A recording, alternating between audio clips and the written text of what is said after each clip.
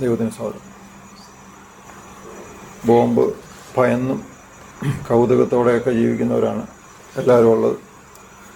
ബോംബിൻ്റെ ഭയം മാറ്റാൻ വേണമെങ്കിൽ ഒരു ചിത്രം ഞാൻ കാണിക്കാം. വീണിട്ട് പൊട്ടാത്ത ഒരു ബോംബിൽ ജോർദാനിലെ ഒരു ബാലൻ കൈകാര്യം ചെയ്യുന്നതാണ്. ഇത്ര ലളിതമാണ് നമ്മൾ ഭയക്കുന്നൊരു സാധനം. ഇത് പറഞ്ഞതുകൊണ്ട് നാളെ വഴിയിലെങ്ങാണ് ഇത് കണ്ട് അതിനകത്ത് നിന്ന് കൈയിടരുത്. വീട്ടിൽ ഭയക്കാതെ ജീവിക്കാൻ വേണ്ടിയാണ് ഞാൻ ഇത്രയും പറഞ്ഞത്. ദൈവത്തിന് സ്വാഗതം. ഞാൻ നേരത്തെ കാണിച്ച ആ വീഡിയോ കണ്ടപ്പോൾ നിങ്ങൾക്ക് എല്ലാവർക്കും ഒരുവിധം കാര്യങ്ങൾ മനസ്സിലായി ചിലപ്പം ആ സംഭാഷണം പെട്ടെന്ന് മനസ്സിലാക്കാൻ കഴിയാത്തവർ അവർക്ക് വേണ്ടി ഞാൻ ചുരുക്കമായിട്ട് പറയാം. ഇസ്രായേൽ ജനം മിസ്രൈമിൽ നിന്ന് പുറപ്പെടുന്ന അവസാനത്തെ അടയാളമായ ഏകജാതൻ്റെ മരണം, ആ അടയാളം നടക്കുന്നതിന് അതിൻ്റെ ഓർമ്മയ്ക്കായിട്ട് ഇതെല്ലാ വർഷവും അവരാചരിക്കണമെന്ന് ദൈവം അവരോട് പറഞ്ഞു. ആചരിക്കുമ്പോൾ ഈ മാംസം ഭക്ഷിക്കണം, പുളിക്കാത്ത അപ്പം കഴിക്കണം, ഇങ്ങനെ ഒന്ന് രണ്ട് കാര്യങ്ങളെ പറഞ്ഞിട്ടുള്ളൂ. മോശയോട് ഇത് സംസാരിക്കുമ്പോൾ പറഞ്ഞ കാര്യങ്ങളാണ് പറയുന്നത്. ഇത് എനിക്ക് മാത്രം അറിവുള്ളതല്ല, നിങ്ങളൊക്കെ വായിക്കുന്ന അതേ വേദവസ്തുവിലുള്ള കാര്യങ്ങളാണ്. എന്നാൽ യഹൂദന്മാരതിനെ ക്രമീകരിച്ചപ്പോൾ നമ്മളിപ്പോൾ കണ്ടതിന് തുല്യമായ രീതിയിലേക്ക് വന്നു വിട്ടു. യേശു ആചരിക്കുമ്പോൾ ഇത്രയും അല്ല, ഇച്ചിരൂടെ വ്യത്യാസം ഉണ്ടെന്ന് വേണമെങ്കിൽ പറയാം. അത് രേഖകളിൽ നിന്നാണ് നമ്മൾ മനസ്സിലാക്കുന്നത്. എന്നാലും അത്യാവശ്യം കാര്യങ്ങളെന്ന് പറഞ്ഞാൽ ആ ഒരു ചതുര നിരത്ത് കണ്ടതെന്ന് പറഞ്ഞാൽ ഒടിച്ചെടുക്കാൻ പറ്റുന്ന വിധത്തിൽ ഉണങ്ങിയ ബ്രെഡാണ്. അത് കുക്ക് ചെയ്യുന്ന രീതിയും കണ്ടല്ലോ. എന്ന് പറഞ്ഞാൽ പുളിപ്പിക്കാത്ത മാവ് കുഴച്ചുടനെ ഉണ്ടാക്കുന്ന അപ്പമാണ്. അതാണ് അവരിതിന് ഉപയോഗിക്കുന്നത്. വീഞ്ഞുണ്ട്, പിന്നെ ഒരു മുട്ട കണ്ടു, അത് കഴിക്കത്തില്ലെന്നാണ് ഞാൻ വായിച്ചത്. പിന്നെ ഒരു ഇല വെച്ചിട്ടുണ്ട്. ആ ഇല ഒരല്പം കയ്പുള്ള പാഴ്സലിയാണ് ഇപ്പോൾ ഉപയോഗിക്കുന്ന. കാര്യം ആ പറയുന്ന പണ്ട് പറഞ്ഞ കയ്പ് ജീരയൊന്നും അവർക്ക് കിട്ടാത്തത് കൊണ്ടായിരിക്കാം ഈ പാഴ്സലി അവർ ഒരു വേറൊരു കയ്പിന് വേണ്ടി ഒരു ദ്രാവകത്തിൽ മുക്കിയിട്ടാണ് അവർ കഴിക്കുന്നത്. എന്ന് പറഞ്ഞാൽ കയ്പ് ജീരയോടുകൂടി കഴിക്കണം എന്ന് പറഞ്ഞതിന് തുല്യമായിട്ട് അവർ ചെയ്യുന്ന രീതിയാണ്. ഇനി നമ്മൾ വായിക്കുന്ന എല്ലാ രേഖകളിലും 4 തവണ വീഞ്ഞു കുടിക്കുന്നു എന്ന് പറയുന്നുണ്ട്. അത് ഓരോന്നിനും ഓരോ സിമ്പലാണ്. കഷ്ടതയുടെ സിമ്പിൾ, അവരെ വീണ്ടെടുത്തതിൻ്റെ സിമ്പിൾ, ഏറ്റവും അവസാനത്തത് ആ കനാനിൽ എത്തിച്ചേരുന്നതിൻ്റെ സൂചകമായിട്ടാണ്. അതാണ് അവർ യേശു കുടിക്കത്തില്ല എന്ന് പറഞ്ഞതെന്ന് നമ്മൾ മനസ്സിലാക്കുന്നു. 4ാമത്തെ ആ പാനപാത്രം അതിനി ദൈവജനത്തെ കൂടെ ചേർത്തതിന് ശേഷമേ കഴിക്കുകയുള്ളൂ എന്നും കുടിക്കുകയുള്ളൂ എന്നും യേശു ക്രിസ്തു ആ സമയത്ത് പറഞ്ഞിട്ടുണ്ട്. ഇനി ഈ 3ാമത്തെ പാനപാത്രം കൊടുക്കുമ്പോഴാണ് യേശു ക്രിസ്തു പറഞ്ഞത്, ഇത് എൻ്റെ രക്തത്തിൽ പുതിയ നിയമം എന്ന് പറഞ്ഞത് എന്ന് നമ്മൾ മനസ്സിലാക്കുന്നത്. രണ്ടെണ്ണം ഉണ്ടെന്ന് നമുക്ക് വ്യക്തമായിട്ട് മനസ്സിലാക്കാം. വേദപുസ്തകത്തിൽ 2 എണ്ണം പറയുന്നുണ്ട്. ഞാൻ പറയുന്ന ഒരു ആശയം എന്താണെന്ന് വെച്ചാൽ, ദൈവം മോശയോട് പറഞ്ഞൊരു കാര്യം പ്രത്യേകിച്ച് ഏത് രീതിയിലൊന്നും പറഞ്ഞില്ല. അത്യാവശ്യം വേണ്ട കാര്യങ്ങൾ മാത്രമേ പറഞ്ഞുള്ളൂ. ഇതൊരു ഉത്സവമായിട്ട് ആചരിക്കണം, പുളിപ്പുള്ള അപ്പം കഴിക്കരുത്, ഒരാഴ്ച നിങ്ങൾ അങ്ങനെ കഴിയണം, അവസാനത്തെ ദിവസം സഭായോഗത്തോടുകൂടി ഇത് അവസാനിക്കണം എന്നൊക്കെ പറഞ്ഞോളൂ. അവർക്ക് ദൈവം കൊടുത്ത കൃപയ്ക്കനുസരിച്ച് വ്യത്യസ്തമായ രീതിയിലൊക്കെ കാര്യങ്ങൾ ക്രമീകരിച്ചു. അവസാനം ഈ പറഞ്ഞ ദൈവപുത്രനായ യേശുക്രിസ്തു തന്നെ വന്നിട്ട് അവരോടൊപ്പം അവർ പറഞ്ഞ രീതിയിലാണ് ആചരിച്ചത്, അല്ലേ? യഹൂദന്മാരായിരിക്കുന്ന പത്രോസും യോഹന്നാനും പോയി മേശ ക്രമീകരിച്ച് അവിടെ പോയിട്ടാണ് യേശുക്രിസ്തു ആചരിച്ചത്. അല്ലാതെ അവരോട് പറഞ്ഞില്ല ഇന്ന രീതിയിലൊക്കെ ക്രമീകരിക്കണമെന്ന് പറഞ്ഞതായിട്ട് നമ്മളെങ്ങും വായിക്കുന്നില്ല. ഞാൻ പറയുന്ന ആശയം എന്താണെന്ന് ചോദിച്ചാൽ, പെസഹ ആചരിക്കണം എന്നുള്ളത് മാത്രമാണ് പ്രധാന ലക്ഷ്യം. അല്ലാതെ ഭക്ഷണ മേശയിൽ ഭയങ്കര കൃത്യതയെക്കുറിച്ചല്ല അവിടെ പറഞ്ഞ കാര്യം. ദൈവം പറഞ്ഞ അത്യാവശ്യം കാര്യങ്ങൾ അവിടെ ഉണ്ടോ ഇല്ലയോ എന്ന് മാത്രം അവർ നോക്കി. ഞാൻ പറഞ്ഞ് മനസ്സിലാക്കുന്നുണ്ടോ എന്ന് പറഞ്ഞാൽ, അവർ വരുത്തിയ മാറ്റങ്ങളിലെല്ലാം കൂടെ ആ അത്യാവശ്യം കാര്യങ്ങളുണ്ടെന്ന് കണ്ടപ്പോൾ തന്നെ അവരോടൊപ്പം യേശുക്രിസ്തു ആ പെസഹയിൽ പങ്കെടുത്തു. അതല്ലാതെ ന്യായമായിട്ടും നമ്മുടെ സ്വഭാവക്കാരനായിരുന്നെങ്കിൽ ആ പെസഹയുടെ മേശപ്പുറത്ത് വന്നിട്ട്, എൻ്റെ സ്വഭാവക്കാരൻ ഞാൻ പറയാം, ആ പെസഹയുടെ മേശപ്പുറത്ത് വന്നിട്ട് മിക്കവാറും ഒരു 10 ക്രമീകരണങ്ങളിൽ മാറ്റം വരുത്തുമായിരുന്നു. കാരണം ആദ്യം വന്നതിൽ നിന്നൊക്കെ ഒത്തിരി മാറ്റങ്ങൾ പിൽക്കാലത്ത് വന്നിട്ടുണ്ട്. പ്രത്യേകിച്ച് ഇങ്ങനെ ഓരോ മേശയിലും അപ്പം വയ്ക്കുക എന്നൊക്കെ പറയുന്ന സംഗതി എന്ന് പറഞ്ഞാൽ നമുക്ക് ചിലപ്പോൾ ഒട്ടും യോജിക്കാൻ പറ്റാത്ത സംഗതിയാണ്. എന്നാൽ ഇതിന് നിങ്ങൾ വേണമെങ്കിൽ ഈ സാവകാശം കിട്ടുമ്പോൾ ഈ പാസ് ഓവർ മീൽ ആചരിക്കുന്ന ഒരുപാട് വീഡിയോസ് ഉണ്ട്. ഏതെങ്കിലും ഒരു 2-3 എടുത്ത് നോക്കണം. ചിലർ ഈ അപ്പം മുറിച്ചതിന് ശേഷം അതിങ്ങനെ പാസ് ചെയ്യുക ചെയ്യുന്നത്. ഒരു കുബൂസ് എടുത്ത് മുറിച്ചതിന് ശേഷം, കുബൂസ് പോലുള്ള ഒരു ബ്രെഡ് മുറിച്ചതിന് ശേഷം ഇതിങ്ങനെ പാസ് ചെയ്ത് ഓരോരുത്തരും മുറിച്ചിട്ട് ബാക്കി വരുന്ന അവിടെ വയ്ക്കും. അത് കുറേ ബ്രെഡുകൾ ഇരിക്കുന്നതിൽ നിന്ന് ഒരാളെടുത്ത് ഇങ്ങനെ ചെയ്യുന്നതാണ്. ആ കുടുംബത്തിലെ നാഥനാണ് സാധാരണ ഇത് ചെയ്യുന്നത്. ഞാൻ ഈ പെസഹയിൽ തുടങ്ങിയത് എന്തിനാന്ന് വെച്ചാൽ കർത്തൃമേശയിൽ എത്താൻ വേണ്ടിയാണ്. കർത്തൃമേശയെക്കുറിച്ചുള്ള അത്യാവശ്യം ബോധം നമുക്കുണ്ടാകണമെന്ന് വിചാരിച്ച് ഇന്നത്തെ ദിവസം ഞാൻ അതിനായിട്ട് തിരഞ്ഞെടുത്തതാണ്. ഇതെവിടെ ആരംഭിക്കുന്നു എന്ന് ചോദിച്ചാൽ, മനുഷ്യൻ പാപം ചെയ്തിടത്താണ് ഇത് ആരംഭിക്കുന്നതെന്ന് നമുക്ക് എല്ലാവർക്കും അറിയാം, അല്ലേ? മനുഷ്യൻ ഏദൻ തോട്ടത്തിൽ പാപം ചെയ്തത് കൊണ്ടാണ് ഇത് സംഭവിച്ചത്. പാപം ചെയ്ത ഉടനെ തന്നെ അവർക്ക് മനസ്സിലായി അവർ എങ്ങനെയാന്ന്, അവർ നഗ്നരാണെന്ന് മനസ്സിലായി. അപ്പോൾ പാപവും നഗ്നതയും തമ്മിലാണ് ബന്ധമുള്ളത്, അല്ല നമ്മുടെ ശരീരവും തമ്മിലുള്ള ബന്ധമുള്ളത്. വേദപുസ്തകം പറയുന്ന പ്രകാരം ഈ പാപം മറയ്ക്കാൻ അവരെന്ത് ചെയ്തു? അത്തിയില കൂട്ടി തുന്നി. അത് കഴിഞ്ഞ ശേഷം ദൈവം അവരോട് സംസാരിച്ച ശേഷം ദൈവം എന്ത് ചെയ്തു? തോല് കൊണ്ട് ഉടുപ്പുണ്ടാക്കി അവരെ ഉടുപ്പിച്ചു. എന്ന് പറഞ്ഞാൽ ആദ്യം തന്നെ ദൈവം അവിടെ ഒരു കറക്ഷൻ വരുത്തി. ഈ ഇലകൾ കൊണ്ട് ഇതിന് പരിഹാരമാവത്തില്ല, രക്തം ചിന്തണം എന്നുള്ള സൂചന അവിടെ തന്നെ നൽകി. ശരീരം മറഞ്ഞാൽ മതിയെങ്കിൽ എന്ത് മതിയായിരുന്നു? അത്തിയില മതിയായിരുന്നു. തീർച്ചയല്ലേ? ചെറിയ ഇലകൾ കൊണ്ട് പറ്റത്തില്ലെന്ന് എനിക്ക് തോന്നുന്നുണ്ട്. നിങ്ങൾ ചിലർക്കെങ്കിലും ചിലപ്പോൾ പരിചയം കാണും. എൻ്റെ ബാല്യത്തിലൊക്കെ ഞാൻ നേരിട്ട് അനുഭവിച്ചിട്ടുണ്ടെന്ന് പറഞ്ഞാൽ ചെറിയ ഇലകൾ അടുക്കി വെച്ചിട്ട് അതിനകത്ത് ദോശയും കറിയും വിളമ്പി കഴിക്കുന്ന കടകളുണ്ടായിരുന്നു നമ്മുടെ കേരളത്തിൽ. പൊന്മുടി ഭാഗത്തൊക്കെയാണ് ഞാനിത് കണ്ടിട്ടുള്ളത്. മറ്റു പലയിടത്തും ഉണ്ടായിരുന്നിരിക്കാം. നമ്മുടെ വട്ടയിലയല്ല, അതിലും ചെറിയ ഇലകൾ, നമ്മുടെ വാഴയിലയുടെ സൈസിൽ വരുന്ന ഇലകളൊക്കെ അടുക്കി വെച്ചിട്ട് അതിനകത്ത് ഭക്ഷണം വിളമ്പി കഴിക്കുന്ന സ്ഥലങ്ങളുണ്ട്. അപ്പോൾ ഇത് മറയ്ക്കാൻ പറ്റാഞ്ഞിട്ടല്ല, പക്ഷെ മറയ്ക്കുക അല്ലായിരുന്നു ഉദ്ദേശം. വേറെന്താ? പാപത്തിന് പരിഹാരം വേണമെന്നുള്ളൊരു സൂചന ആദ്യമേ കൊടുത്തു. എന്നിട്ട് മക്കളുടെ കാലം വന്നപ്പോഴോ അവരിതനുസരിച്ചോ? ഇല്ല. ഒരാൾ അപ്പോഴും പിന്നെയും ആദ്യത്തെ മോഡലിൽ രക്തം ചൊരിയാതെ എന്ത് ചെയ്യാൻ ശ്രമിച്ചു? ദൈവത്തെ പ്രീതിപ്പെടുത്താൻ ശ്രമിച്ചു. മനസ്സിലാവുന്നുണ്ടോ? ഹാവേല് യാഗം കഴിച്ചപ്പോൾ കായിൻ എന്ത് ചെയ്തു? രക്തം ചൊരിയാതെ യാഗം കഴിക്കാൻ ശ്രമിച്ചു. പലരും വാദിക്കാറുണ്ട് നിയമം ഒന്നും കൊടുത്തിട്ടില്ല എന്ന്. യാഗം കഴിക്കാൻ നിയമം കൊടുത്തിട്ടില്ല. ഉണ്ടോ? യാഗം കഴിക്കാൻ ദൈവം പറഞ്ഞോ? ഇല്ല. അപ്പോൾ എവിടെ നിന്നാണ് ഇത് പോയത്? അപ്പോൾ ദൈവത്തെ അറിഞ്ഞത് കൊണ്ടും ദൈവത്തോട് ചോദിച്ചോ അല്ലെങ്കിൽ പറഞ്ഞോ ഒക്കെ കാര്യങ്ങൾ മനസ്സിലാക്കിയത് കൊണ്ടാണ് അവരെന്തിനു പോയത്? യാഗം കഴിക്കാനായിട്ട് തുനിഞ്ഞത്. പക്ഷേ യാഗം കഴിച്ചപ്പോൾ എന്ത് ചെയ്യണമായിരുന്നു? നിഷേധം കാണിക്കാതെ ദൈവം ആഗ്രഹിക്കുന്ന രീതിയിൽ യാഗം കഴിക്കണമായിരുന്നു. അവർ അതിന് തുനിഞ്ഞില്ല. അതുകൊണ്ടാണ് ഒരാളുടെ യാഗത്തിലും ആ ആളിലും ദൈവം പ്രസാദിക്കാഞ്ഞത്. ആ വ്യക്തിയിലാണ് ആദ്യം പ്രസാദിക്കാതെ പോയത്, അല്ലേ? ആ വ്യക്തിയിലാണ് പ്രസാദിക്കാതെ പോയത്. അതിനുശേഷമാണ് രണ്ടാമതാണ് വരുന്നത് യാഗത്തിൽ പ്രസാദിക്കാതെ. ഞാൻ ആദ്യം ഒരു വാക്യം വായിക്കണമെന്നുണ്ട്.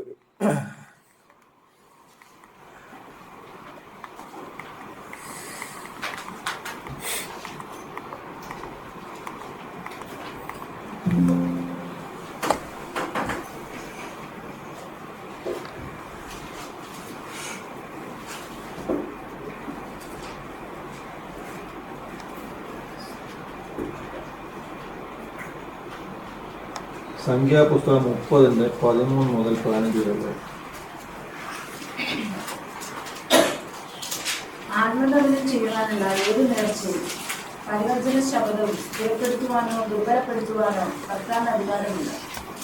എന്നാൽ കർത്താവ് ഒരിക്കലും ഒന്നും വേണ്ടിയില്ല എങ്കിൽ അവൻ അവളുടെ എല്ലാ നേർച്ചയും അവൾ നിശ്ചയിച്ച സകല പരിവർജന വ്രതവും സ്ഥിരപ്പെടുത്തുന്നു. കേട്ട നാളിൽ മിണ്ടാതിരിക്കൊണ്ട് അവൻ അവയെ സ്ഥിരപ്പെടുത്തിയിരിക്കുന്നു. എന്നാൽ കേട്ടിട്ട് കുറെ കഴിഞ്ഞ ശേഷം അവയെ ദുർബലപ്പെടുത്തിയാൽ അവൻ അവരുടെ കുറ്റം പഠിക്കും. വലിയ ബന്ധമൊന്നുമില്ലാത്തൊരു വാക്യം, പക്ഷേ അതിനകത്ത് നമുക്ക് മനസ്സിലാക്കേണ്ട അവസാനത്തെ വാക്യമാണ്. എന്ന് വെച്ചാൽ ഭർത്താവിന് ഒരു വ്രതം എടുക്കാനുള്ള തീരുമാനത്തെ ഇല്ലാതാക്കാനും നിലനിർത്താനും എന്തുണ്ട്? അധികാരമുണ്ടാകും. എന്നാൽ ഈ അധികാരത്തിൽ അത് ഉപയോഗിക്കാതിരുന്നാൽ എന്തു ചെയ്യും? ആ വ്രതം സ്ഥിരപ്പെടും. ഇനി ആ വ്രതം സ്ഥിരപ്പെട്ടിട്ട് ആ വ്രതക്കാരൻ അല്ലെങ്കിൽ വ്രതക്കാരി കുറ്റം ചെയ്താൽ അല്ലെങ്കിൽ വ്രതം അനുഷ്ഠിച്ചില്ലെങ്കിലോ അതിൻ്റെ പാപം ആര് വഹിക്കുമെന്നാണ് പറഞ്ഞേ? ഭർത്താവ് വഹിക്കും. ഞാൻ പറഞ്ഞ ആശയം എന്താണെന്ന് വെച്ചാൽ, ഒരാളുടെ ശിക്ഷ മറ്റൊരാൾക്ക് എടുക്കാവുന്ന ഒരു ദൈവ ആലോചന വേദപുസ്തകത്തിൽ നേരത്തെ തന്നെ നമുക്ക് പറഞ്ഞിട്ടുണ്ട്. വേദപുസ്തകത്തിൽ ഉടനീളം ക്രിസ്തുവിനെക്കുറിച്ചാണ് സൂചിപ്പിക്കുന്നതെന്നുള്ളതിൻ്റെ ഒരു അടയാളമാണ് ഞാൻ ഈ പറയാൻ ആഗ്രഹിക്കുന്നത്. എന്ന് പറഞ്ഞാൽ നമ്മുടെ പാപം വീണ്ടും വേറൊരാൾക്ക് വഹിക്കാൻ കഴിയുന്ന ഒരു സാഹചര്യത്തിലേക്ക് നമ്മൾ വരുന്നു എന്നുള്ള സൂചനകൾ അനേകം വേദപുസ്തകത്തിലുണ്ട്.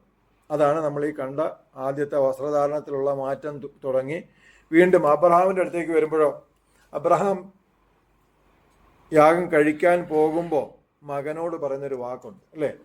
സാധാരണ എല്ലാവരും പറഞ്ഞ ദൈവം കരുതിക്കൊള്ളും മകനെ എന്നാണ്. അല്ല, ദൈവം തനിക്ക് യാഗത്തിന് താൻ തന്നെ ഒരു കുഞ്ഞാട് നൽകുമെന്നാണ് പറഞ്ഞത്. യാഗം ആരുടെയാണ്? ദൈവത്തിൻ്റേത്. ഇനി കുഞ്ഞാട് ആരുടെയാണ്? അത് ദൈവത്തിൻ്റേത്. ദൈവം ഒരു കുഞ്ഞാടിനെ സൃഷ്ടിക്കുകയല്ല ചെയ്തത്. എന്താണ്? സ്വയം കുഞ്ഞാടാകുകയാണ് ചെയ്തത്. ഞാൻ വായിച്ചു കേട്ട മറ്റൊരു വസ്തുത, ഈ യേശുക്രിസ്തുവിൻ്റെ കാലത്ത് പെസഹ നടക്കുമ്പോൾ ഏകദേശം 2.5 ലക്ഷം ആടുകളെയാണ് അവിടെ മുറിക്കുന്നത് അല്ലെങ്കിൽ യാഗം കഴിക്കുന്നത്. ഇത്രയും ഒക്കെ നടന്നിട്ടും വേദപുസ്തകത്തിൽ ഒരിടത്തും യാഗവുമായിട്ട് ബന്ധപ്പെട്ട് വരുമ്പോൾ ആടുകൾ എന്നുള്ള പ്രയോഗം പ്രത്യേകിച്ച് പെസഹ യാഗത്തോട് ബന്ധിച്ച് പറഞ്ഞിട്ടില്ല. ഒറ്റ ആടിനെ കുറിച്ചാണ് പറഞ്ഞിട്ടുള്ളത്. ഇനി മറ്റൊരു വസ്തുത, പുറപ്പാട് 12:2-6 വാക്യങ്ങൾ വായിക്കും.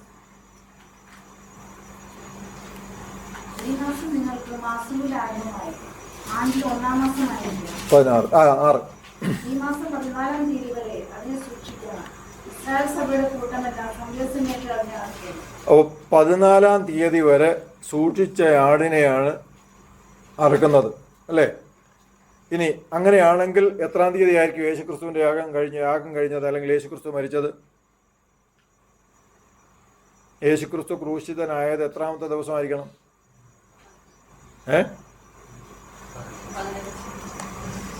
14-ാം തീയതിയാണ്.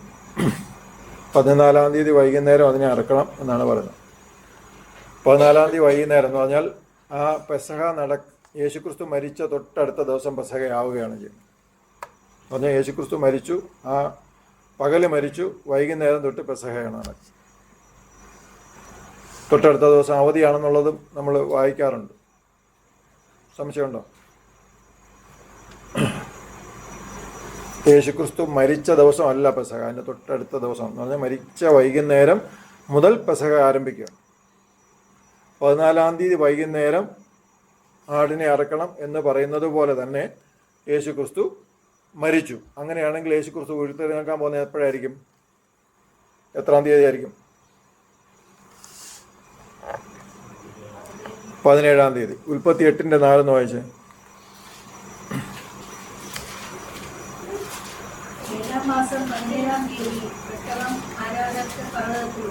മനസ്സിലായോ? പെട്ടകത്തിൽ ഒഴുകിക്കൊണ്ടിരുന്ന ജനം ഒരു സ്ഥലത്ത് ആദ്യമായിട്ട് ഉറച്ച തീയതി നമുക്ക് എന്തെങ്കിലും ആവശ്യം ഉണ്ടായിട്ടാണ്? ഒരാവശ്യം ഉണ്ടായിട്ടല്ല. പക്ഷേ ദൈവം തീയതികൾ നേരത്തെ കുറിച്ചതാണ്. എന്ന് പറഞ്ഞാൽ മനുഷ്യൻ വേണ്ട രക്ഷ കൃത്യമായിട്ട് നേരത്തെ തയ്യാറാക്കി എന്നുള്ള സൂചന ഓരോ സമയത്തും നമുക്ക് നൽകിക്കൊണ്ടാണ് ഇരിക്കുന്നത്. ഈ മേശയോട് അടുക്കുമ്പോൾ നമുക്ക് ഈ ഒരു ദൈവത്തിൻ്റെ ആ ഒരു കരുതൽ നമുക്ക് എപ്പോഴും ഓർമ്മയുണ്ടായിരിക്കണം. നിങ്ങൾക്ക് മനസ്സിലാകുന്നുണ്ടോ എന്ന് പറഞ്ഞാൽ യൂദ എന്ത് ചെയ്യുമെന്നുള്ളതും എങ്ങനെ ചെയ്യുമെന്നുള്ളതും കൃത്യമായിട്ട് മനസ്സിലാക്കിയിട്ട് നേരത്തെ സമയം കുറിച്ച് വെച്ചേക്കും. കാര്യം അവിടെ ഇത് അവസാനിക്കുന്നത് യേശുക്രിസ്തുവിൻ്റെ മരണത്തോടു കൂടിയാണ് ഇത് അവസാനിക്കുന്നത്. അപ്പോൾ അവിടെ മാത്രമാണ് യേശുക്രിസ്തു പറയുന്നത് നീ ചെയ്യാനുള്ളത് വേഗത്തിൽ ചെയ്യുക എന്ന് പറയുന്നത്. ഇനി പുറപ്പാട് 12:8 മുതലുള്ള വാക്യങ്ങൾ വായിച്ചു. അന്ന് രാത്രി അവൻ തീയിൽ ചുട്ടതായ ആ മാംസവും പുളിപ്പില്ലാത്ത അപ്പവും തിന്നണം. കയ്പ് ശീലയോടുകൂടി അത് തിന്നണം. പുളിപ്പില്ലാത്ത അപ്പം എന്തിനെ കാണിക്കുന്നു? പാപം ചെയ്യാത്ത യേശുക്രിസ്തുവിനെ കാണിക്കുന്നു.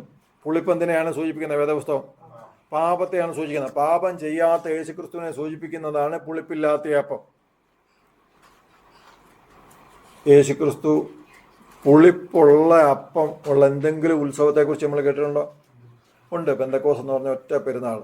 അന്നാണ് ഈ ലോകത്തേക്ക് എന്ത് സംഭവിച്ചത്? പരിശുദ്ധാത്മാവ് മനുഷ്യന്റെ മേൽ വന്നത് എന്ന് പറഞ്ഞാൽ അർഹതയില്ലാത്ത പാപ ശരീരത്തിൽ മേൽ പരിശുദ്ധാത്മാവ് ഇറങ്ങി വസിച്ചതിൻ്റെ സൂചനയാണ് നേരത്തെ കൊടുത്തേക്കുന്നത്. പുളിപ്പുള്ള അപ്പം കഴിക്കുന്ന പെരുന്നാൾ അവർക്ക് കൊടുത്തേച്ച് ദൈവം പറഞ്ഞത് ഇതാണ്, പരിശുദ്ധാത്മാവ് ഇറങ്ങി വസിക്കുന്ന വസ്തുതയെക്കുറിച്ചുള്ള സൂചന നേരത്തെ അവിടെ കൊടുത്തേക്കുക. മനസ്സിലാവുന്നുണ്ടോ? പുളിപ്പ് എന്തിനെ കാണിക്കുന്നു? സാധാരണ മാവൊക്കെ പുളിക്കുമ്പോൾ എന്താ സംഭവിക്കുന്നത്? ഒരു പാത്രം നിറച്ച് മാവ് അതെ പൊങ്ങും. ഗർവം, പാപത്തിൻ്റെ ഉറവിടമാണ് ഗർവം. ഓർമ്മയുണ്ടോ? ആദ്യം പറഞ്ഞത് ഞാൻ അത്യുന്നതൻ്റെ മുകളിൽ കയറുമെന്ന് തുടങ്ങിയ അതാണ് പാപത്തിൻ്റെ ഉറവിടം. അതാണ് പുളിപ്പ് കൊണ്ട് കാണിക്കുന്നത്. മനസ്സിലായില്ലേ? അപ്പോൾ ഗർവം വരുമ്പോഴത്തേക്ക് പാപം ഉണ്ടാകും. ബാക്കി വായിച്ചോ പുറപ്പാടിൽ. 11 വായിച്ചാലും മതി. അരരട്ടിയും കാലിന് ചെരുപ്പിട്ടും കയ്യിൽ വടി പിടിച്ചും കൊണ്ട് നിങ്ങൾ തിന്നണം. തിടുക്കത്തോടെ നിങ്ങൾ തിന്നണം. അത് യഹോവയുടെ പെസഹയാകുന്നു. ഇത് ഒരു സാധാരണ ഇസ്രായേൽ ജനത്തിൻ്റെ എല്ലാ പെരുന്നാളുകളിലും നിയന്ത്രണം അല്ലെങ്കിൽ കാര്യങ്ങളൊക്കെ ചെയ്യുന്നത് അവിടെ നമ്മൾ പരികർമ്മി എന്നൊക്കെ പറയാം. അങ്ങനെയല്ല അവിടെ പറയുന്നത്. റബി എന്ന് പറയുന്ന അല്ലെങ്കിൽ പുരോഹിതൻ എന്ന് പറയുന്ന ആളാണ് ചെയ്യുന്നത്, അല്ലേ? പക്ഷെ പെസഹ മൊത്തം കൈകാര്യം ചെയ്യുന്ന ആരാ?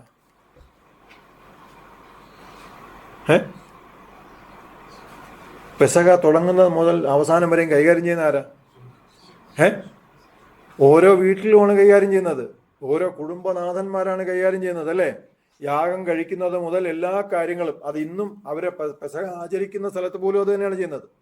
നിങ്ങൾ കണ്ട ആ മേശപ്പുറത്ത് അവർ ഇടയ്ക്ക് വേദപുസ്തകം വായിക്കും. വേദപുസ്തകം അല്ല, അവർ അതിനായിട്ട് വചനഭാഗങ്ങൾ തയ്യാറാക്കിയ ഒരു ലീഫ്ലെറ്റിൻ്റെ പേരും അവിടെ കാണിച്ചായിരുന്നു. അതാണ് ഒരു ബുക്ക് പോലെ ഒരു സംഗതി കാണിച്ചത്. അത് വായിച്ച് അവർ പഴയ ഓർമ്മകളെക്കുറിച്ച് സംസാരിച്ച് അടുത്ത തലമുറയിലേക്ക് ഈ ദൈവം ചെയ്ത പ്രവൃത്തിയായിട്ട് കൈമാറുന്ന ഒരു സന്ദർഭമായിട്ടാണ് ഈ ഉത്സവത്തെ അവർ ഉപയോഗിക്കുന്നത്, അല്ലെങ്കിൽ ഈ പെരുന്നാളിനെ അല്ലെങ്കിൽ ഈ ആഘോഷത്തെ അവർ ഉപയോഗിക്കുന്നത്. ഇതിനെക്കുറിച്ച് ഒരുപാട് വ്യാഖ്യാനങ്ങൾ ചിലപ്പോൾ നിങ്ങൾ കേൾക്കാം. ഈയിടയ്ക്ക് ഞാൻ ഒരു വ്യാഖ്യാനം കേട്ടു, ഇത് മുട്ടിന്മേലിരുന്ന് വേണം കഴിക്കണമെന്നൊക്കെ ഉള്ള വ്യാഖ്യാനം കേട്ടപ്പോൾ ഇത് കേൾക്കുമ്പം നിങ്ങളും കേൾക്കാൻ സാധ്യതയുണ്ട്. അപ്പോൾ അത് കേട്ടാൽ ഇത് കാണുമ്പോൾ മനസ്സിലാവില്ല ഇപ്പോൾ അവർ എങ്ങനെ ചെയ്യുന്നതെന്നുള്ളതെങ്കിൽ. വേദപുസ്തകത്തെക്കുറിച്ച് ആവശ്യമില്ലാത്ത വ്യാഖ്യാനങ്ങൾ വരാതിരിക്കുന്ന ഒത്തിരി നല്ലതാണ്. എന്ന് പറഞ്ഞാൽ നമ്മൾ കുറച്ച് ആവശ്യമില്ലാത്ത ഭക്തി അങ്ങോട്ട് കയറ്റുകയല്ല ആവശ്യം. ഞാൻ അതിനുവേണ്ടിയാണ് ഇത്രയും ലളിതമായിട്ട് യേശുക്രിസ്തു ചെയ്ത കാര്യങ്ങളെക്കുറിച്ച് പറഞ്ഞത്. ഇനി 12-13 വാക്യം വായിച്ചു. ഈ രാത്രിയിൽ ഞാൻ മിസ്രൈം ദേശത്തു കൂടെ കടന്ന് മിസ്രൈം ദേശത്തുള്ള മനുഷ്യന്റെയും മൃഗത്തിന്റെയും കടിഞ്ഞൂലിനൊക്കെ സംഹരിക്കും. മിസ്രൈമിലെ സകല ദേവന്മാരിലും ഞാൻ ന്യായവിധി നടത്തും. ഞാൻ യഹോവയാകുന്നു.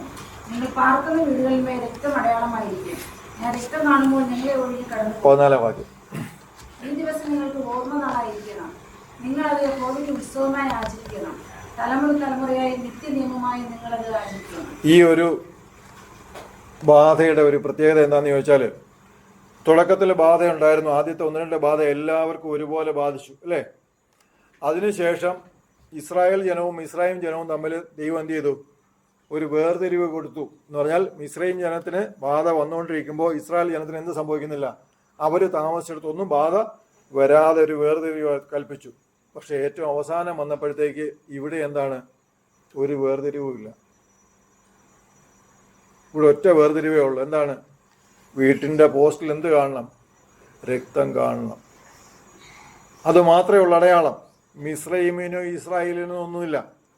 യേശുക്രിസ്തുവിൻ്റെ രക്ഷ ആർക്കെങ്കിലും പ്രത്യേകിച്ച് തരംതിരിവുണ്ടോ? ഇസ്രായേലിനും ബാക്കിയുള്ള എല്ലാവർക്കും ഒരുപോലെ വന്നുകൊണ്ടിരിക്കുകയാണ്. ഇതിൻ്റെ സൂചനയാണ് അവിടെ തന്നേക്കുന്നത്. മനസ്സിലായോ? ഒത്തിരി സൂചനകളുണ്ട് കേട്ടോ, ഇനിയുണ്ട് ഒത്തിരി. എന്ന് പറഞ്ഞാൽ യേശുക്രിസ്തുവിനെ കുറിച്ച് പ്രവചനം പറയുന്ന സങ്കീർത്തനത്തിൽ പറഞ്ഞ അവൻ്റെ അസ്ഥികളൊന്നും ഒടിഞ്ഞു പോകുകയില്ല എന്ന് പറയുന്നുണ്ട്. ഇവിടെ പറയുന്നുണ്ട് ഇതിൻ്റെ ഒരു അസ്ഥിയും ഒടിക്കരുത് എന്ന് പറയുന്നുണ്ട്. മനസ്സിലായില്ലേ? എന്ന് പറഞ്ഞാൽ എത്ര നേരത്തെ പറഞ്ഞു നിർത്തിയാണെന്നറിയാം, അസ്ഥികളൊന്നും ഒടിക്കരുത്. സങ്കീർത്തനക്കാരനും ഇത് പറഞ്ഞിരിക്കുന്നു. യേശുക്രിസ്തു ക്രൂശിൽ കയറുമ്പോൾ ഒന്ന് ആലോചിച്ച് പോകും, രണ്ട് അപ്പുറത്തും ഇപ്പുറത്തും കിടക്കുന്ന രണ്ടു പേരുടെയും കാലൊടിച്ചിട്ടാണ് ഇത് ഇറക്കുന്നത്. ഒരാൾ കാണിച്ച അനാസ്ഥ എന്നേ ഞാൻ പറയും. ഒരു പട്ടാളക്കാരൻ തനിക്ക് ലഭിച്ച ഉത്തരവിന് വിരോധമായിട്ട് കാണിച്ച ഒരു അനാസ്ഥയിലാണ് എന്ത് സംഭവിച്ചത്. ഈ മാതൃക ഇതൊരു അടയാളമാണ് നമുക്ക്.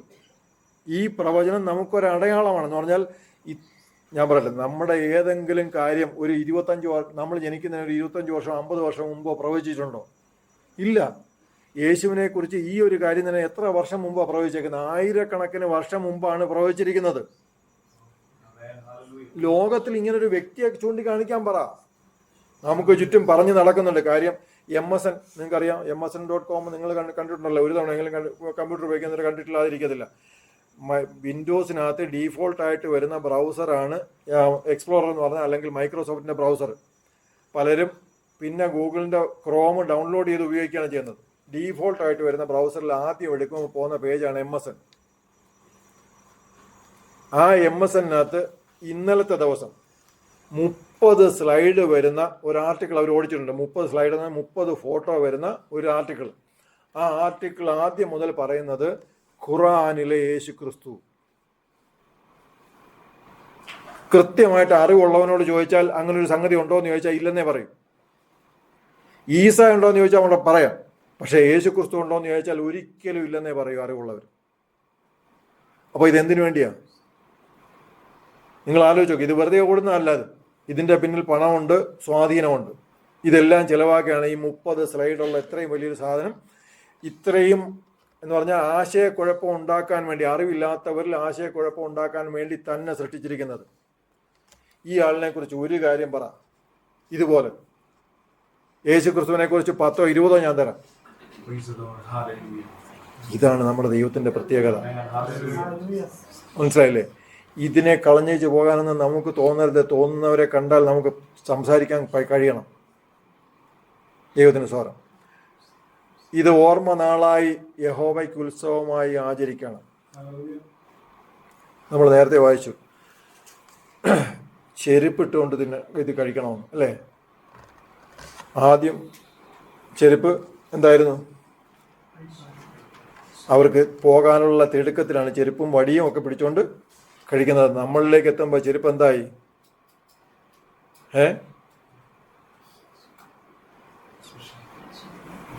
സമാധാന സുവിശേഷത്തിനായുള്ള ഒരുക്കം.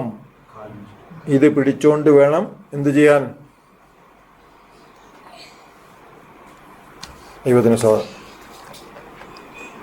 ഇനി ചെരുപ്പ് നമ്മളിടുമ്പോൾ നമ്മുടെ രക്ഷ നമ്മൾ അവകാശമാക്കുക യേശുക്രിസ്തുവിനോട് നിന്ന്. മനസ്സിലായില്ലേ? മരിച്ച കുഞ്ഞാടിൽ ആശ്രയിച്ച് നമ്മുടെ രക്ഷ നമ്മൾ അവകാശമാക്കുക. അടുത്തവരിലേക്ക് പകർന്നു കൊടുക്കാൻ പറ്റുന്ന വിധത്തിൽ ചെരുപ്പ് ഇട്ടും കൊണ്ടാണ് നമ്മളിത് കഴിക്കാൻ പോകുന്നത്. ദൈവത്തിന് സ്തോത്രം. ഇനി അവസാന ഭാഗത്തേക്ക് ഞാൻ വരാം. ലൂക്കോസിന്റെ സുവിശേഷം 22 8 മുതലുള്ള വാക്യം.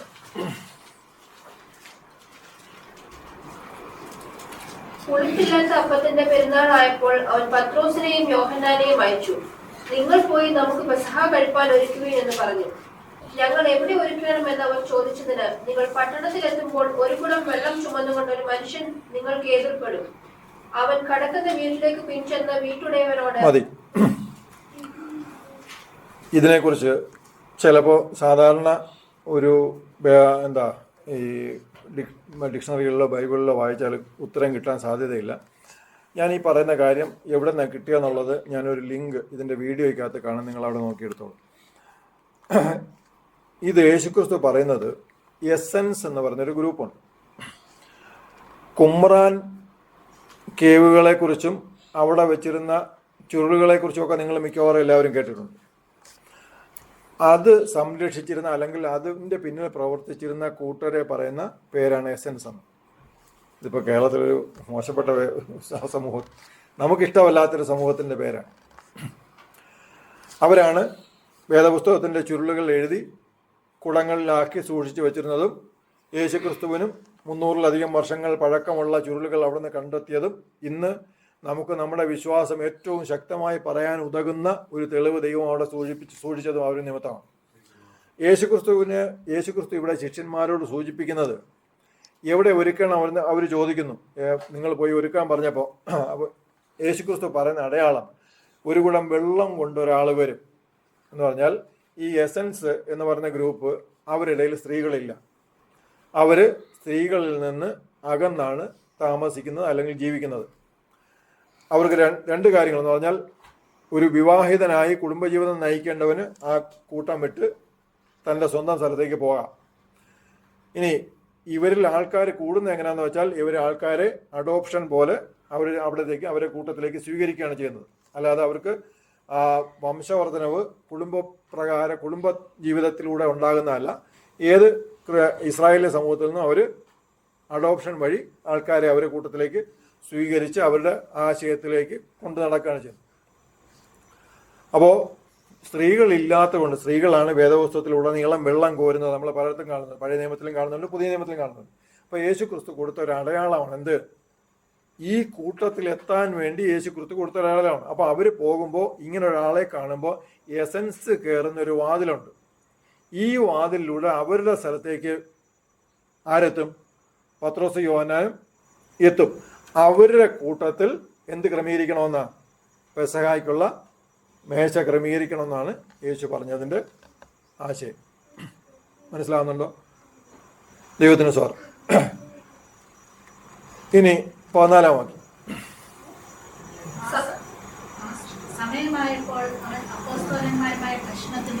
ഇവിടെ മാത്രമാണ് നമ്മൾ ഇങ്ങനൊരു കാര്യത്തെ ആശ്രയിക്കുന്നത്. പറഞ്ഞാൽ പെസഹായുമായിട്ട് ഒരു ആദ്യത്തെ വ്യത്യാസം നമുക്ക് വരേണ്ടത് ഇവിടെയാണ്. ഇവിടെ യേശുക്രിസ്തു ആരുമായിട്ടാണ് ഭക്ഷണത്തിനിരുന്നത്?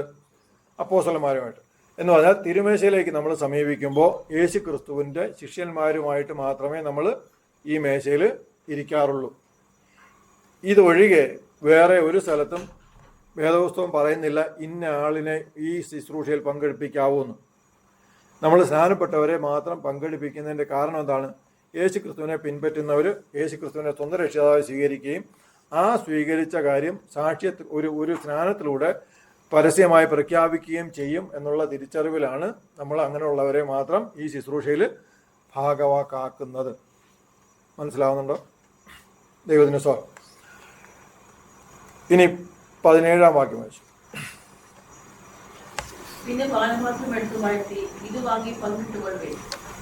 മതി. യേശുക്രിസ്തു ആദ്യത്തെ പാനപാത്രം കൊടുത്തു. ഒരു വാക്യം കൂടെ വായിച്ചു. 18. ദൈവരാജ്യം വരുവോളം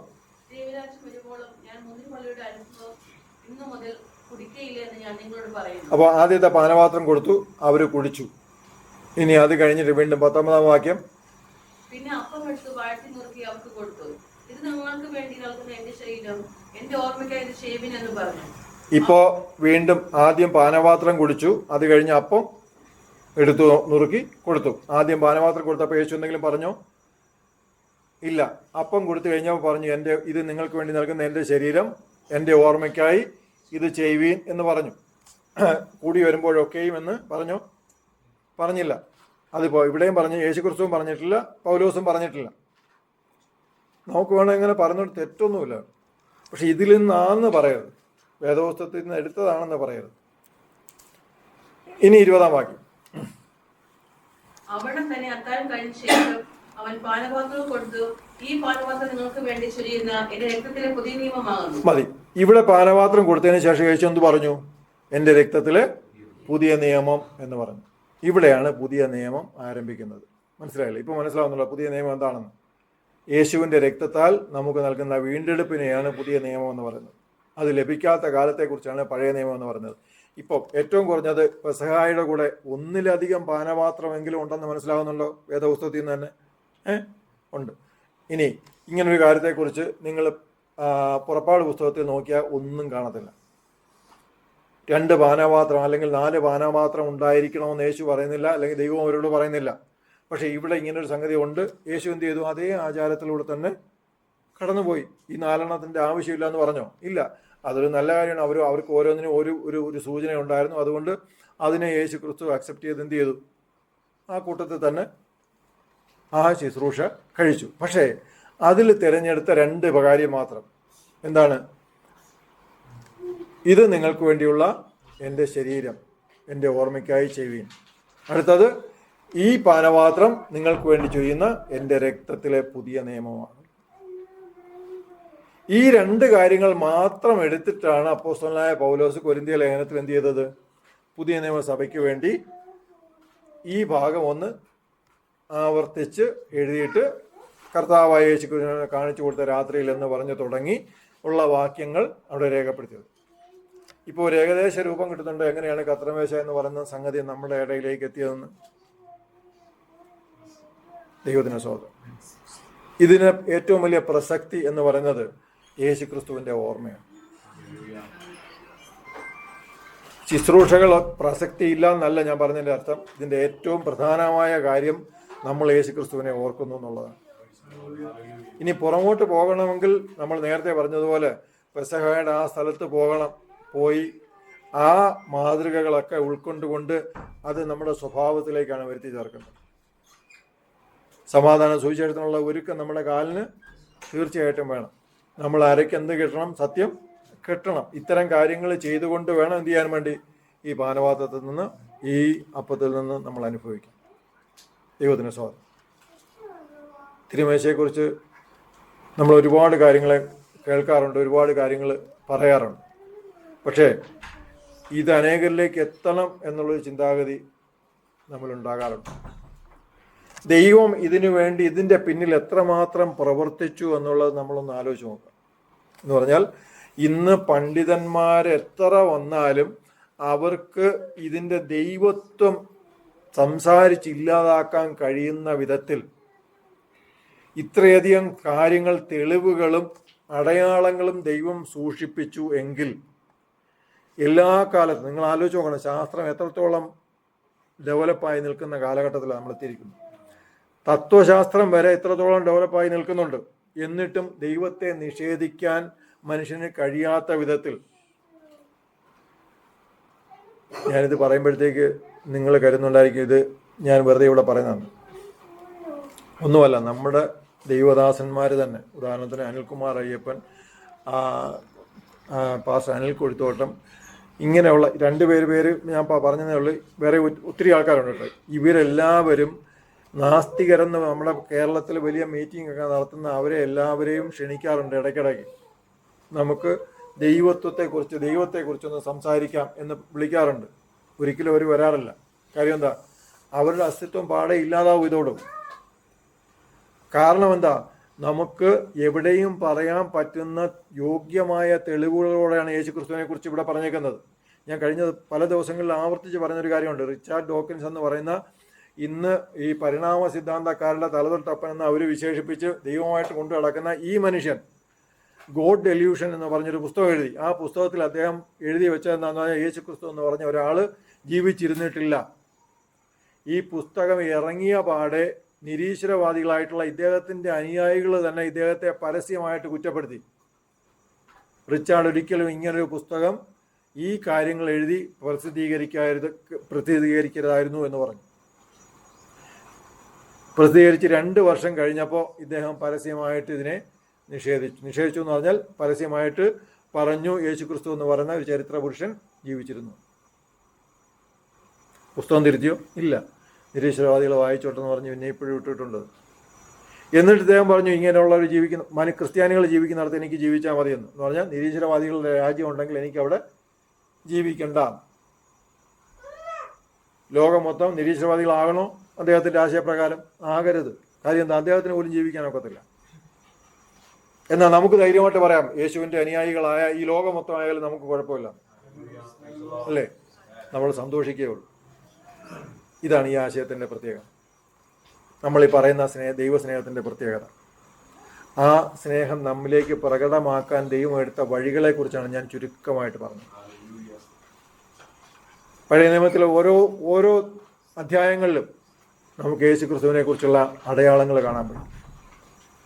യേശു ക്രിസ്തുവിനുള്ള സൂചനകൾ ആവശ്യം പോലെ ഉണ്ട്. ഈ പെസഹ മാത്രം നിങ്ങൾ എടുത്തൊന്ന് പഠിച്ചാൽ മതി. ഇപ്പോൾ പറഞ്ഞ ഈ 12-ാം അധ്യായം 13-ാം അധ്യായം മാത്രം ഒന്ന് വിശദമായിട്ട് വായിച്ചാൽ യേശു ക്രിസ്തുവിനെ കുറിച്ചും ആ ക്രൂശ് മരണത്തെക്കുറിച്ചുള്ള ഒത്തിരി സമാന്തരങ്ങൾ നിങ്ങൾക്ക് കിട്ടും. ഇനി ഉൽപ്പത്തി 22 ഇസാക്കിൻ്റെ യാഗത്തെക്കുറിച്ച് പഠിക്കാമെന്നുണ്ടെങ്കിൽ അതിലും കുറേ അധികം സൂചനകൾ നമുക്ക് കിട്ടും. എന്ന് പറഞ്ഞാൽ യേശു ക്രിസ്തുവിനെ കുറിച്ചുള്ള സമാന്തരങ്ങൾ, അല്ലെങ്കിൽ ഇതിന് മാതൃകയായിട്ട് അവിടെ സംഭവിച്ചിരിക്കുന്ന കാര്യങ്ങൾ അത്രയധികം ബുദ്ധിക്കതീതമായി ക്രമീകരിച്ച ഒരു സംഭവത്തിനോടുകൂടിയാണ്.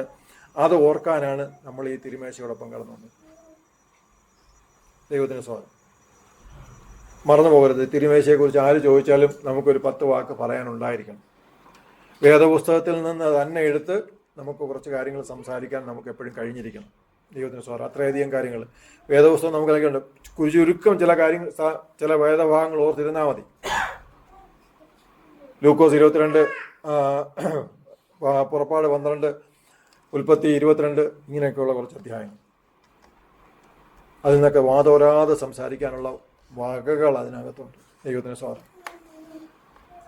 ഈ ശുശ്രൂഷയിലേക്ക് നമ്മൾ പങ്കുചേരുമ്പോൾ ഈ ലോകത്തെക്കുറിച്ചുള്ള ഒരു ബോധ്യം നമുക്ക് എപ്പോഴും ഉണ്ടായിരിക്കണം. നമ്മോടൊപ്പം ഈ കർത്തൃമേശ അനുഭവിക്കുന്ന, ഈ സന്തോഷം അനുഭവിക്കുന്ന അനേകർ പീഡനത്തിലൂടെ ഈ ലോകത്തിലൊന്നും വേണ്ട എന്ന് പറഞ്ഞിറങ്ങി തിരിച്ച് കഷ്ടത അനുഭവിക്കാൻ തയ്യാറായി പോകുന്നവരുണ്ട്. ഓരോ ദിവസവും റോഡിലിറങ്ങി തെരുവുകളിലിറങ്ങി പ്രസംഗിക്കുന്നവരുണ്ട്. തെരുവുകളിലിറങ്ങി പ്രസംഗിക്കുന്ന വലിയ സന്തോഷമുള്ള കാര്യമൊന്നുമല്ല. തീർച്ചയായിട്ടും എല്ലാവരും മടിക്കുന്നൊരു കാര്യമാണ്. എന്ന് പറഞ്ഞാൽ അവിടെ സ്തോത്രം പറയാൻ ആരും കാണത്തില്ല, ഒന്ന് പ്രോത്സാഹിപ്പിക്കാൻ ആരും കാണത്തില്ല. കൂടെ വരുന്നവർ പോലും അപ്പുറത്തും ഇപ്പുറത്തും മാറി നിൽക്കാനല്ലാതെ കൂട്ടം കൂടി നിൽക്കുക പോലും ഇല്ല. കാരണം എന്താ, ഒരു വഴിയോരത്തായിരിക്കും അവർ നിൽക്കുന്നത്. അവിടെ ഒരു തടസ്സം സൃഷ്ടിക്കാൻ പോലും ഒക്കത്തില്ല. അത് മതി അടുത്ത പരാതി പോകാനും ഈ സംഗതി പൂട്ടിക്കാനും. അവർക്ക് ഒരു മൈക്കിൻ്റെ അനുവാദമൊക്കെ ലഭിച്ചാണ്. റോഡിൽ ഇറങ്ങി ബാക്കി എന്ത് കാണിക്കുന്നതിന് ഒരു പ്രശ്നമല്ല. പക്ഷേ ക്രിസ്ത്യാനികൾ ഒരു സുവിശേഷം പറയണമെങ്കിൽ എന്ത് വേണം? പോലീസിൻ്റെ സാങ്ഷൻ വേണം. ഇതുണ്ടെങ്കിലേ പറ്റും. വർഗീയത ഉണ്ടോയെന്ന് ചോദിച്ചാൽ നമ്മുടെ സർക്കാർ തുടങ്ങുന്നത് മുതൽ ഇനി താഴോട്ട് എല്ലാ സ്ഥലത്തും ഉണ്ട് വർഗീയത. കാര്യം ഞാൻ അങ്ങനെ പറയും. കാരണം ജാതി അടിസ്ഥാനത്തിൽ ഓരോ കാര്യങ്ങൾ അവർ ചെയ്യുമ്പോൾ എന്ന് പറഞ്ഞാൽ നമുക്ക് സർക്കാരിലോട്ട് ചെന്ന എല്ലാ കാര്യങ്ങളും ജാതി പറയാതെ ചെയ്യാൻ പറ്റുമോ? പറ്റത്തില്ല. ജാതി പറഞ്ഞിട്ടേ ചെയ്യാൻ പറ്റൂ. ഇല്ലാത്തവനാണെങ്കിൽ ജാതി ഉണ്ടാക്കി പറയേണ്ടി വരും. എന്തിനാ? നമ്മളെ എവിടെ ഉൾപ്പെടുത്തണമെന്ന് അറിയാൻ വേണ്ടി. ഉദാഹരണത്തിന് PSC ജോലിക്ക് വേണ്ടി അപേക്ഷിച്ചോ, ഏത് ലിസ്റ്റിൽ വരണമെന്ന് പറയണമെന്നുണ്ടെങ്കിൽ ജാതി കൊടുത്താലേ ഒക്കൂ. ഒരു ജാതി ഇല്ല എന്ന് പറഞ്ഞാൽ അവരിഷ്ടമുള്ള ഒരു ജാതിയുടെ കൂട്ടത്തിൽ ചേർത്ത് ഇടും. വർഗീയത ആ രാജ്യത്ത് നിന്നാണ് മാറേണ്ടത്. ലോകത്ത് നമുക്കറിയാം, നമുക്ക് ചുറ്റും ഇപ്പോൾ എന്തുമാത്രം സാധാരണ മനുഷ്യൻ അനുഭവിക്കേണ്ട റിസോഴ്സാണ് ഇപ്പോൾ കത്തിച്ച് കളയുന്നത്. ഒരു പടക്കം കേൾക്കുമ്പോൾ തീർച്ചയായിട്ടും നമുക്കൊരു വീഡിയോ അല്ലെങ്കിൽ അതൊക്കെ ഒരു ചെറിയൊരു സന്തോഷമായിരിക്കാം. പക്ഷെ അതിലുപരി ആ ഒരൊറ്റ ഒരെണ്ണത്തിനകത്ത് കത്തുന്നത് എത്ര പണമാണെന്ന് നിങ്ങളൊന്ന് ചിന്തിച്ചു നോക്കും. എന്തിനു വേണ്ടിയാണ് ഇത്രയും പണം മുടക്കി ഇതൊക്കെ സൃഷ്ടിച്ചു വച്ചിരിക്കുന്നത്? മനുഷ്യൻ്റെ നന്മയ്ക്കോ മനുഷ്യൻ്റെ നാശത്തിനോ? എന്തുകൊണ്ട് പരിഷ്കൃത ലോകമെന്ന് പറഞ്ഞിട്ട് ഇവർക്ക് ഇത് മൊത്തമായിട്ട് തീരുമാനിച്ച് ഒഴിവാക്കാൻ കഴിയുന്നില്ല? തമ്മിൽ വിശ്വാസമില്ലാത്തതുകൊണ്ടല്ലേ. കാരണം ഞാൻ ഒഴിവാക്കിയാൽ അവൻ ഒഴിവാക്കുമെന്ന് സംശയം, അവൻ ഒഴിവാക്കിയില്ലെങ്കിൽ അവൻ നമ്മളെ തിരിച്ചടിക്കുമോ എന്നുള്ള സംശയം. മനസ്സിലായില്ലേ?